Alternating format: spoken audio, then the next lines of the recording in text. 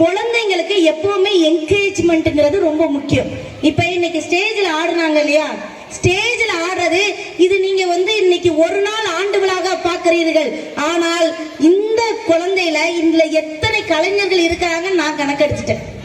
கலைக்காக படைக்கப்பட்ட குழந்தைகள் எத்தனை பேர் இருக்காங்க நான் கணக்கெடுத்துட்டேன். இந்த பிள்ளைங்க கண்டிப்பா கலைத்துறையில் மட்டும்தான் வரும். அதை கொண்டு போய் நீங்க வேற எந்த துறையில விட்டாலும் அது எங்க போனாலும் சுத்தி போய் அங்கதான் நிற்கும். நிறைய விஷயங்கள் இருக்குங்க. அதை நம்ம இன்னைக்கு செய்யறதுக்கு தவறிடுறோம். ஏன்னா உலகமே போட்டி போட்டுட்டு போகுது. ஏன் பிள்ளை பெருசா, ஓம் பிள்ளை பெருசா, ஏன் பிள்ளை பெருசா, ஓம் பிள்ளை பெருசான்னு நம்மளுடைய பொறாமை குணத்தை அந்த குழந்தைங்களுடைய திணிச்சு திணிச்சு அந்த குழந்தை தினத்தை மறக்கடிக்கிறாங்க. இன்னும் அந்த டிவில எல்லாம் பிள்ளைங்க டான்ஸ் ஆடுறாங்க, பாட்டு பாடுறாங்க. நான் கண்ணார பார்த்திருக்கிறேன் அந்த குழந்தைங்களை அந்த தாய்மார்கள் எவ்வளவு சித்திரவதை செய்கிறார்கள் என்று. குழந்தைகள் மனநல பாதிக்கிற அளவுக்கு சித்திரவதை செய்கிறார்கள். ஏன் குழந்தை உலகறிய பெரிய ஆள வரணும்னு. இயற்கையிலேயே குழந்தைகளுக்கு திறமை இருந்தால், இயற்கையிலேயே குழந்தைகளுக்கு பாடக்கூடிய திறமை இருந்தால் யாரும் மறைக்க தேவையில்லை. எப்படி வேணாலும் வெளியில வந்துடும். தயவு செஞ்சு குழந்தைகள் உங்கள் கையில் இருக்கும் குரங்கு பொம்மை அல்ல, நீங்கள் சொல்வது போலெல்லாம் ஆடுவதற்கு.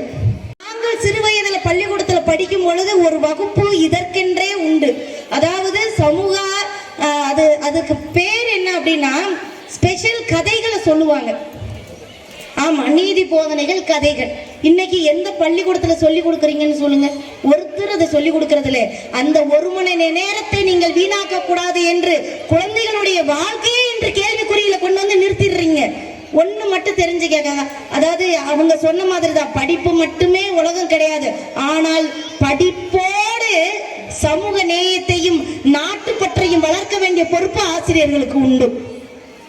இந்த குழந்தைங்க ஒரு பாட்டு ஆடினாங்க, கரு கரு கருப்பாய், அதையும் சொல்லணும்.